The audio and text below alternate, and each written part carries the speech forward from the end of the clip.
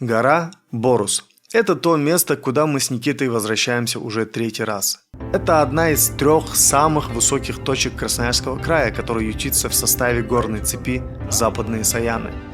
Если вы из тех, кто предпочитает спокойный отдых, то этот выпуск для вас. А тех, кого тянет в горы, наше видео может воодушевить на новые восхождения. Приятного просмотра. Это канал Орех и Кудри. Пикник на природе.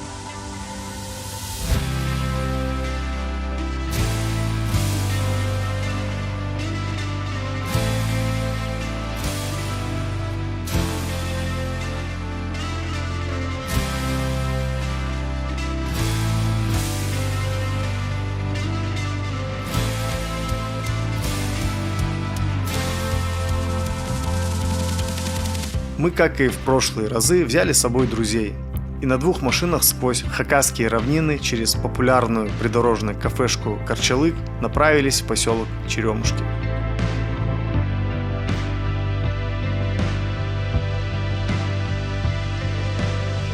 Возле поселка Черемушки находится один из крупнейших в России по установленной мощности Саяно-Шушенская гидроэлектростанция.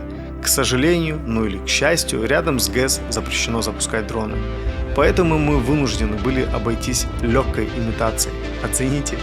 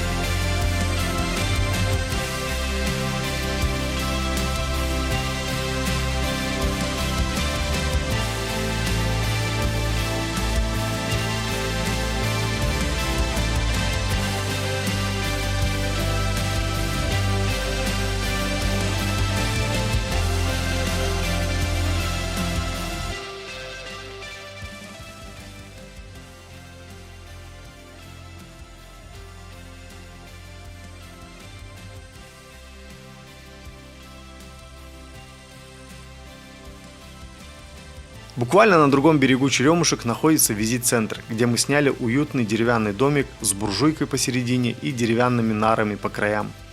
Помимо домиков и бани в безлимитном доступе беседки, дрова и съедобный воздух, насыщенный ароматами леса. Выгрузили вещи, осмотрелись и поехали на набережную поселка Черемушки на вечерний променад.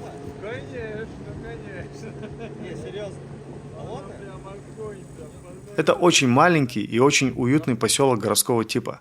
В этом поселке у нас есть друзья, с которыми мы познакомились, кстати, при первом восхождении на Борус. Но в этот раз у них не получилось составить нам компанию. Мы прошлись по набережной, отдохнули от долгой дороги и пошли поужинать в очень вкусное заведение «Лисья нора». После ужина мы вернулись на базу. Завтра предстоит тяжелый день, но, как говорил Гомер Симпсон, это проблемы завтрашнего Гомера. Как уже повелось, Никита встал раньше всех, чтобы приготовить нам покушать, а мне, как оператору, к сожалению, тоже пришлось вместе с ним вставать.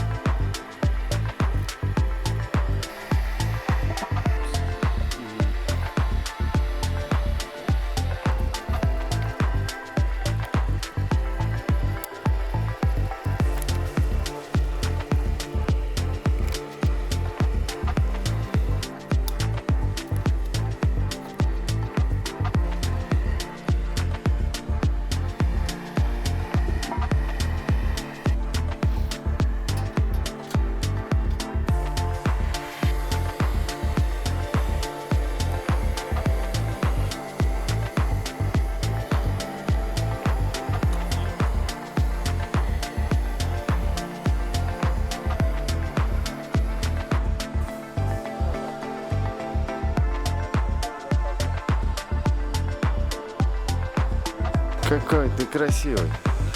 Какой ты красивый.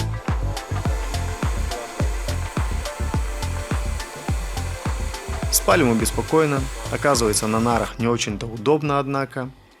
Утро на природе обычно прохладное, и это утро не стало исключением. Подкрепились яичницей, согрелись чаем, оделись и в путь.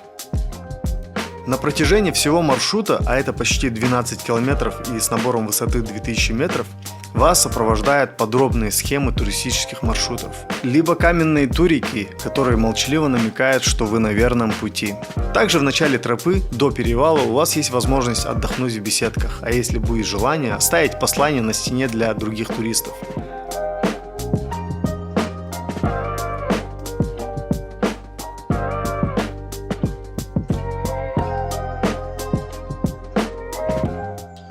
Готовьтесь.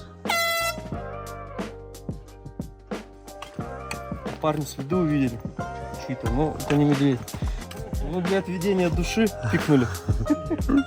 Чаще всего для комфортного восхождения туристы разбивают палатки на базовом лагере на высоте приблизительно 900 метров. Там ночуют, а на следующий день поднимаются на сам Борус, на Ликке. Ты что ешь-то? Ты же на чай собираешь. Чай, смотри какой. Сейчас, чай соберу. Чуть-чуть попозже. Это на чай, да, ты собираешь? Да, именно. Но так как мы себя считали подготовленными, поэтому мы решили сделать однодневный поход, то есть туда и обратно за 12 часов. Туда дальше, до озера. И с озера поднимаемся вот так. Все бы ничего, но в горах погода очень переменчивая и нужно быть готовым к резким переменам. Но с ней нам повезло, и день был солнечным, но был нюанс. В горах из-за ветра и высоты человек не ощущает, как солнце жарит. И вдобавок мы не подрасчитали количество воды. В итоге из-за нехватки воды, потому что я ее экономил, на середине пути у меня начались судороги. 1 литр воды это очень мало. А Паше с Никитой пришлось еще тяжелее, в буквальном смысле. Эти парни гораздо тяжелее меня, и их организму нужно было гораздо больше воды.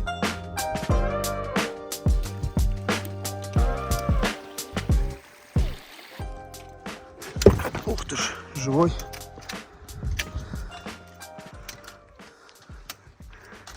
Павел, как самочувствие? Че? За меня потерпишь? На тебя? За меня. Я буду идти, а ты за меня терпеть. В итоге, не дойдя каких-то 300-400 метров, парни решили свернуть обратно, чтобы не рисковать. Я думаю, Анатолий Букреев, легендарный русский альпинист, поддержал бы их в этом решении.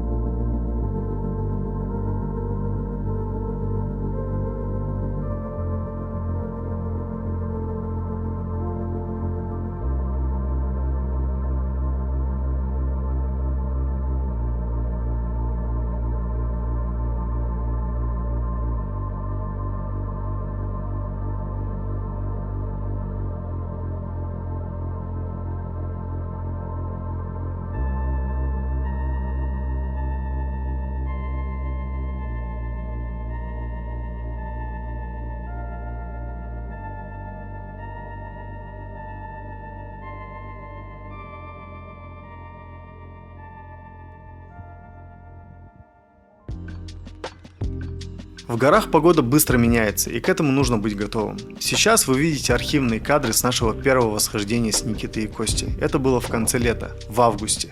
Представьте, вокруг лежал снег, вплоть до самого базового лагеря. Помимо переменчивой погоды, снега, дождя и сильных порывов ветра, часто крумники срываются прямо из-под ваших ног. Но в этот раз нам повезло с погодой. Налюбовавшись и немного отдохнув, мы начали спуск. На обратном пути мы решили сократить путь и пошли по более крутому спуску, потому что очень хотели пить. Это была ошибкой. На середине пути на одном из крутых спусков я наступил на живой камень, то есть на камень, который двигается, и тот пополз вниз. А те камни, что выше него, тоже начали сход. И один такой камень с меня ростом прижал меня к другому камню и процарапал весь бок. К счастью, все обошлось.